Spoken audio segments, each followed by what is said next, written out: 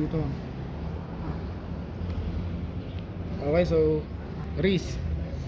1, 1, 2. 2. Yung pangatlo dito. Pangatlo sa thumb. Then, paggaling sa thumb, wrist ulit. Wrist. Isang beses. Okay? Then, under. Oo. 1. 1, Isa pa.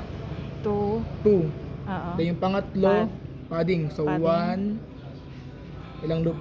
2. Okay? 3. 3, 4. 4. 5 loops. Then, hawakan mo rito. Alalayan mo rito para hindi masira yung padding mo. Yan. Lagyan mo rito. Yan. Kahit half lang. So, yung kahit half lang nito.